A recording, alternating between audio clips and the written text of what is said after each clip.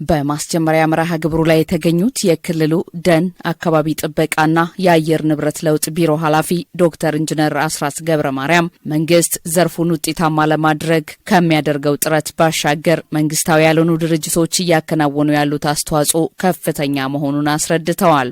ደናችን የአየር ንብረት ሚዛን በማስጠበቅ በካርበን ክምችት፣ በብዝሃ ሕይወትና በውሃ ሀብት ጥበቃ፣ በግብርና ምርትና ምርታማነት እና ለሚሊዮኖች ዜጎቻችን ኑሮ መሻሻል ከፍተኛ ድርሻ እንዳለው ይታመናል። የመንግስታዊ ያልሆኑ ድርጅቶች ድጋፍና አጋርነት የሚኖረው ድርሻ ላቅ ያለ ይሆናል። ፕሮጀክቱ ይህንን በጎ ተግባር ዓላማው ማድረጉን አንስተው ግቡን እንዲያሳካ የሁሉም ባለድርሻ አካላት ቅንጅት ተጠናክሮ መቀጠል እንዳለበት አሳስበዋል። የፋርማ አፍሪካ ማኔጀር አቶ ፈይሳ አሰፋ በበኩላቸው ፕሮጀክቱ የደን መጨፍጨፍን ለመከላከል ወደ 1 ቢሊዮን ብር መድቦ በኦሮሚያ ክልልና በደቡብ ምዕራብ ኢትዮጵያ ህዝቦች ክልል በ11 ወረዳዎች ለማከናወን እንቅስቃሴ መጀመሩን አመላክተዋል።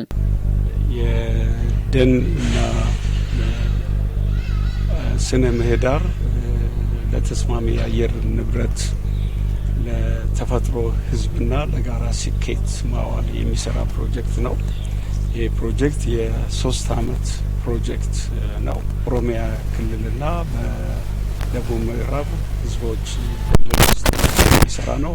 6 ወረዳ በደቡብ ምዕራብ ኢትዮጵያ ክልሎች ውስጥ ሲሰራ፣ በ5 ወረዳ ደግሞ ኦሮሚያ ውስጥ ይሰራል ማለት ነው። ባሌ እና የኢልባቦር ዞንን ያጠቃላል። የከፋ ሸካን እና እንደዚሁም የቤንች ሸኮን ዞኖች ያጠቃላል። እነዚህ ሁለቱ ክልሎች የዓለም ብዝሃ ሕይወት መናኸሪያ ናቸው። ፕሮጀክቱ በዚህ ላይ አተኩሮ በተለይ ከደን መመናመን ወይም ደግሞ የደን መመንጠርን ለመቀነስና እንደዚሁም የስነ ምህዳርን መራቆት መልሶ ለመቀልበስ የአየር ንብረትን ለውጥ ተቋቋሚነትን ለመጨመር የሚሰራ ፕሮጀክት ነው። እነኚህ ክልሎች የተፈጥሮ ብዝሃ ሕይወት በስፋት የሚገኝባቸው አካባቢዎች መሆናቸውን የገለጹት አቶ ፈይሳም ፕሮጀክቱ 228,000 ሄክታር በላይ ማሳ ላይ የጥበቃ ስራዎችን እንደሚሰራ አስታውቀዋል።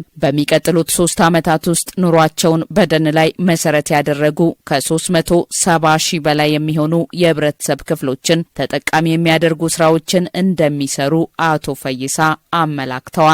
ከተሳታፊዎች መካከል በኦሮሚያ ክልል ኢሊባቡር ዞን የጊዲ ወረዳ ዋና አስተዳዳሪ አቶ ግርማ በላይና የሸካ ዞን ግብርና አካባቢ ጥበቃና ህብረት ስራ ልማት መምሪያ ኃላፊ አቶ አምሮ ደሳለኝ የአየር ንብረት ለውጥ ዓለም አቀፍ ትኩረት የሚሻ ጉዳይ መሆኑን አስረድተዋል። የአየር ንብረት ለውጥ የሚያስከትለውን ችግር በዘላቂነት ለመፍታት እንደ ሀገር የተፈጥሮ ሀብቶችን ከመጠበቅ ባሻገር በአረንጓዴ አሻራ መርሃ ግብር የተለያዩ ችግኞችን በመትከል የተፈጥሮ ሀብትን መልሶ የመተካት ስራዎች እየተካሄዱ ስለመሆናቸውም አንስተዋል። ሃርነስ ፕሮጀክት በአካባቢያቸው መጀመሩ የደን ጥበቃን ስራ የበለጠ ለማጠናከር ምቹ ሁኔታዎችን የሚፈጥር መሆኑን የተናገሩት አስተያየት ሰጪዎቹ ፕሮጀክቱ በቀጣይ 3 ዓመታት የሚያከናውናቸው ተግባራት ውጤታማ እንዲሆኑ የበኩላቸውን ድርሻ እንደሚወጡ ገልጸዋል። የተፈጥሮ ሀብት ጥበቃ ላይ ማህበረሰባችንም አመራራችንም ከማንኛው ልማት በፊት ቅድሚያ ሰጥተን የምንሰራው ስራ ነው። አሁን ደግሞ የበለጠ ደግሞ ፓወር ፈጥሮልን ለማህበረሰባችንም ሰጥተን ማህበረሰቡ እንደ ኢትዮጵያ ህዝቡ ተጠቃሚ እንዲሆን የምንሰራና ተግባራዊ ለማድረግ ዝግጁነታችንን ለማስረዳት ወዳለሁ። ጥበቃ ስርዓቱም እንዲጠናከር የግንዛቤ ማስጨበጥ ስራዎችን ለመስራት የመንግስት ያለው ሀብት ውስን ነው። ይህንን የሚያግዝ ስለሆነ እኛም ከጎናቸው ሆኖ እንሰራለን የሚል ሀሳብ ነው ያለን። የከፋ ዞን ግብርና አካባቢ ጥበቃና ህብረት ስራ ልማት መምሪያ ኃላፊ አቶ ገረመው ገብሬ በበኩላቸው ዞኑ ሰፋፊ የብዝሃ ሕይወት ሀብት ያለበት አካባቢ መሆኑን ገልጸዋል። ፕሮጀክቱ ደን ላይ የሚደርሰውን ጉዳት ለመከላከል የሚሰራቸው ተግባራት ውጤታማ እንዲሆኑ ባለድርሻ አካላትን በማቀናጀት ይሰራል ብለዋል። ማጠናከርን መሰረት ያደረገ ስለሆነ በእኛ ነባራዊ ሁኔታ አጠቃላይ ህዝባችንን አስተባብረን የአዋርነስ ስራዎችን እንሰራለን ብለን እናስባለን።